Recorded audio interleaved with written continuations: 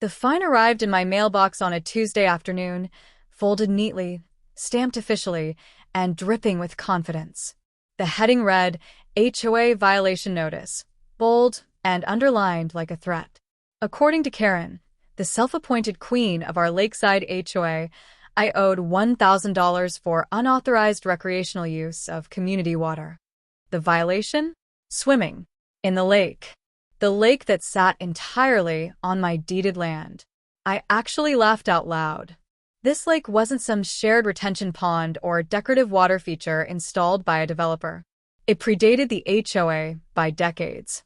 It was dug by the original landowner, fed by a natural spring, and legally recorded as private property long before Karen ever learned the word bylaws. When I bought the land, the title report was crystal clear: exclusive ownership, no shared easements, no HOA control.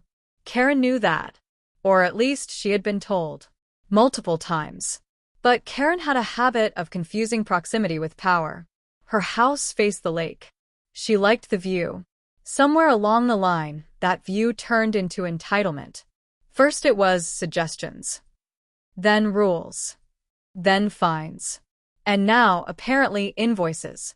The notice claimed neighbors had reported excessive swimming activity. Excessive. As if water had a usage limit. As if joy required a permit. It cited a subsection of HOA guidelines that didn't apply to my parcel, signed with her name and that smug little flourish she always used. I walked down to the dock, letter still in hand. The water was calm. Clear. Mine. I stepped in anyway, just to prove a point to absolutely no one, floating on my back and staring up at the sky. That night, I pulled every document I had. The original plat maps. The HOA incorporation papers. The annexation boundaries. The fee schedules. And then, buried deep in the financials, I found the quiet detail Karen had forgotten, something she never thought anyone would read closely. The HOA didn't just collect fees. In very specific circumstances, outlined in a rarely referenced clause, landowners who provided critical shared amenities had authority to reassess costs tied to access, maintenance, and visual benefit. The lake, while private, was listed as a scenic dependency for over 40 homes. Their property values leaned on it. Their marketing brochures featured it. Their fees were calculated assuming its presence. And I was listed as the managing landholder. Karen had fined me because she thought she could. What she didn't realize was that she had just handed me the excuse I needed to correct a long-standing imbalance. The HOA had been underpaying for years, paying a token amount for view maintenance, while reaping millions in value. I didn't respond to the fine. Instead, I scheduled a reassessment. Because if Karen wanted to play by the rules, I was happy to show her all of them. The reassessment process wasn't dramatic. That was the part Karen never understood. Real leverage doesn't come from shouting at meetings or slapping fines on doors. It comes from forms, notices, and deadlines that can't be ignored once they're filed. I started by requesting a full HOA financial disclosure, something I was legally entitled to as a neighboring landholder whose property was referenced in their valuation reports. The request alone caused panic. Emails flew. Emergency meetings were called. Karen dismissed it publicly as procedural nonsense, but privately, she knew exactly what it meant. Because once numbers are on paper, stories fall apart. The documents confirmed what I suspected. For years, the HOA had been using the lake in everything from listing photos to welcome packets. Lake-adjacent living. Premium water views. Exclusive natural scenery. Homes without a direct view still paid higher dues because of community aesthetic value. That value came from one place, my land. Yet the HOA paid almost nothing for it. A token maintenance fee. No access rights. No liability coverage. No infrastructure contribution. Just assumptions layered on top of silence. And silence in contracts is never neutral. I hired an independent assessor. Not an influencer-friendly consultant, but a quiet professional who worked with municipalities and developers. He walked the shoreline, reviewed the plats, studied the HOA's own promotional materials, and delivered a report that made everything painfully clear. The lake increased average home values by 6 figures. Multiply that by 40-plus homes, and suddenly the HOA's community feature had a price tag they'd never budgeted for. The report outlined allowable reassessment options under their own bylaws, options Karen had ignored because she assumed no one else would ever invoke them. I sent the report to the HOA board with a formal notice of intent. Still no response. That's when I followed the next step exactly as written. Certified mail. Required response window. Agenda placement for the next meeting. No threats. No commentary. Just compliance. Karen finally reached out, not with apologies, but with irritation. She accused me of retaliation, of creating conflict, of punishing the community. I reminded her, politely, that she had already issued a financial penalty against me for using my own property. This wasn't punishment. It was alignment. The meeting was standing room only. Homeowners filled the clubhouse, many of them confused, some angry, most unaware of how deeply their fees were tied to a lake they didn't own. Karen tried to control the room, but the assessor's report spoke louder than she ever could. Slides. Charts. Comparables. Every number sourced. Every conclusion documented. When the reassessment clause appeared on screen, highlighted in yellow, the room went quiet. The HOA had two options: negotiate a long-term usage agreement at market rate, or accept a reassessment reflecting years of underpayment.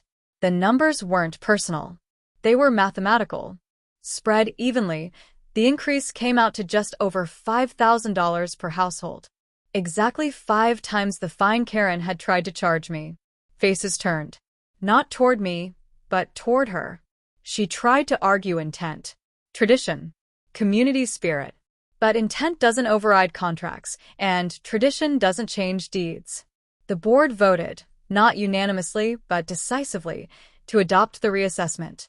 Karen didn't look at me as the gavel came down. She stared at the table, because for the first time, the rules she loved so much were working exactly as written. And this time, they weren't working for her. The aftermath of the reassessment hit immediately. Emails from homeowners flooded my inbox, not angry ones, surprisingly, but curious. Many had no idea how the lake factored into their HOA fees.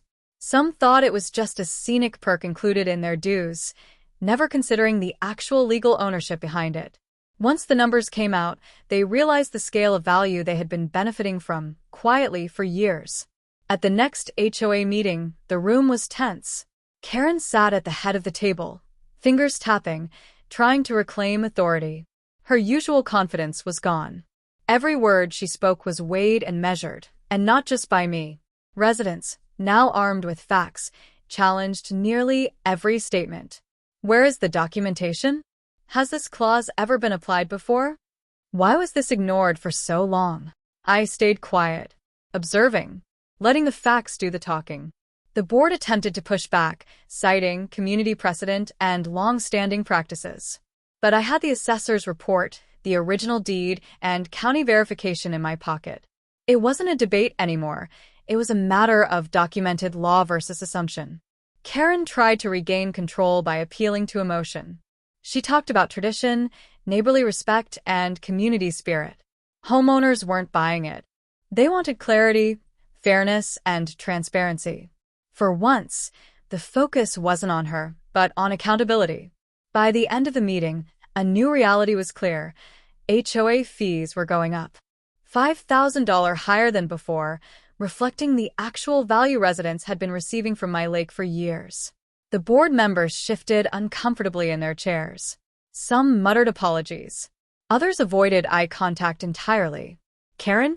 She said nothing. The silence spoke volumes. Once the reassessment was finalized and mailed to homeowners, panic spread quietly through the HOA offices. Calls from residents asking for explanations. Questions about payment plans. Requests for legal review. Karen tried to frame it as market correction, but everyone understood it was a direct consequence of her own actions. Over the next few weeks, I received multiple attempts from her to negotiate privately. Offers to reverse the fine if I agreed to drop the reassessment. Promises of goodwill gestures. I declined politely, but firmly. This wasn't about revenge, it was about principle, documentation, and equity. Meanwhile, residents began paying attention to their own deeds and covenants for the first time. Copies of maps, plat records, and easement agreements circulated among neighbors. Knowledge that had once been obscure suddenly became common. What the HOA had always assumed went unnoticed was now scrutinized at every board meeting. The shift was permanent. Karen's perceived control over the lake, over my property, and over the community was gone. Authority, once assumed, had been replaced by clarity, and clarity doesn't bend to favoritism or intimidation. By the time the dust settled, my lake remained private, my ownership unquestioned, and the HOA's rules realigned with the law. Residents now understood exactly who controlled what, and that their fees reflected value, not entitlement. Karen still lived in the neighborhood. She still attended board meetings.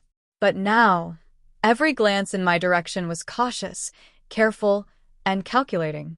Because she had learned the hard way. When you try to fine someone for using their own property, the rules may come back to fine you, even more. After the reassessment was finalized, the HOA had no choice but to comply. Their internal systems needed immediate adjustment. Accounting software was updated, statements recalculated, and homeowners notified. Every email, every mailing, every ledger entry now reflected the corrected dues. The ripple effect extended beyond just numbers. The board realized for the first time how much the lake influenced property values. Marketing materials had to be rewritten. Scenic water views included, now required disclaimers, because the legal reality was no longer ambiguous. The lake was private, and its usage and the associated benefits was properly documented for the first time in decades. Karen tried, subtly at first, to regain authority. She organized informal community review meetings, suggested amendments to bylaws, and even proposed a new lake etiquette code. But each attempt was scrutinized closely. Homeowners now knew their rights and asked for references to original documents. Any suggestion of arbitrary fines or restrictions was immediately challenged.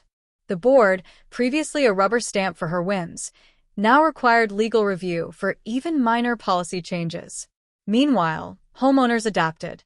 Some were annoyed at the sudden fee increase, but most accepted it as fair.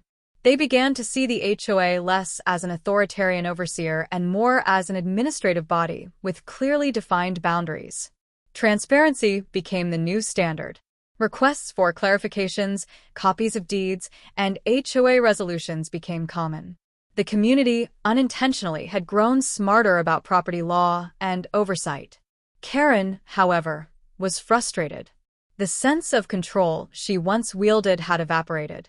The meetings she once dominated were now procedural, constrained by law and documentation. Any attempt to exert power outside those parameters was met with calm but firm pushback.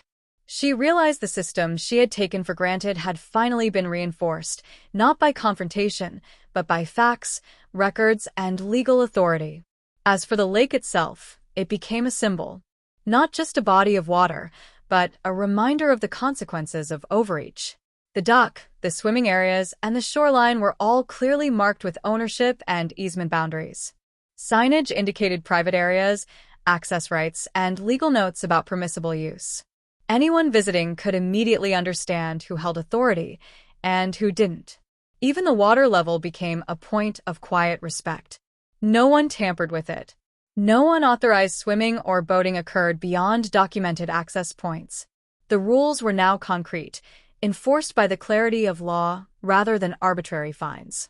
By the end of the year, the HOA had fully adjusted to the new reality. No more surprise fines. No more unilateral declarations of control. And homeowners, previously passive, now monitored the board closely, asking for proof before compliance. Karen remained part of the community, but was no longer the unchallenged authority she had once been. The lake, my property, and the corrected HOA structure now operated in balance.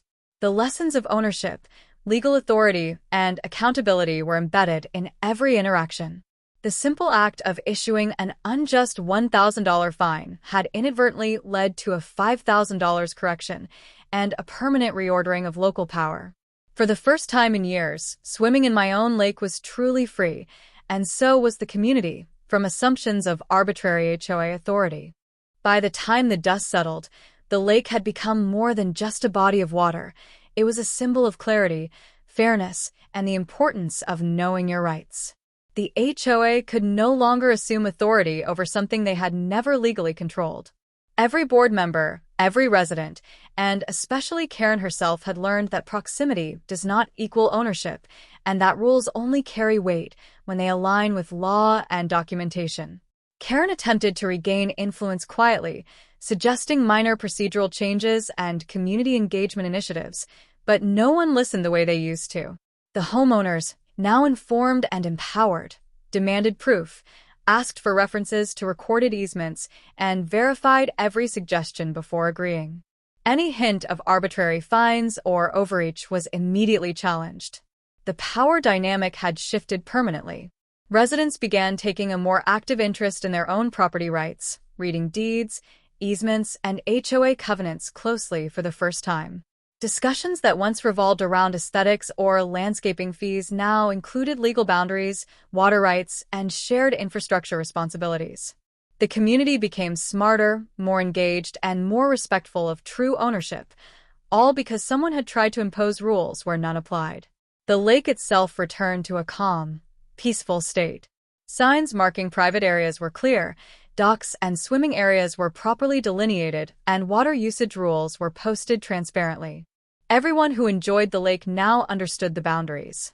No one could arbitrarily restrict access again because the authority was no longer assumed. It was documented and enforceable. Financially, the HOA had adjusted to the $5,000 reassessment. The higher fees reflected real value, not arbitrary penalties, and most homeowners accepted it once they understood the reasoning. The extra revenue helped bring transparency and accountability to HOA operations, funded proper maintenance, and established a precedent. Rules must be fair, verifiable, and aligned with actual ownership.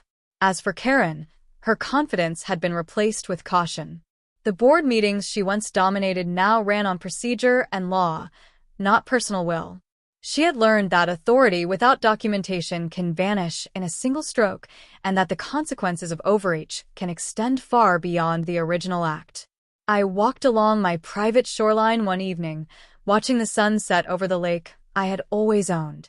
It looked the same as before, calm, serene, and inviting, but the difference was unmistakable. Ownership, boundaries, and authority had been reaffirmed, and no one could ignore them again. The lake was mine.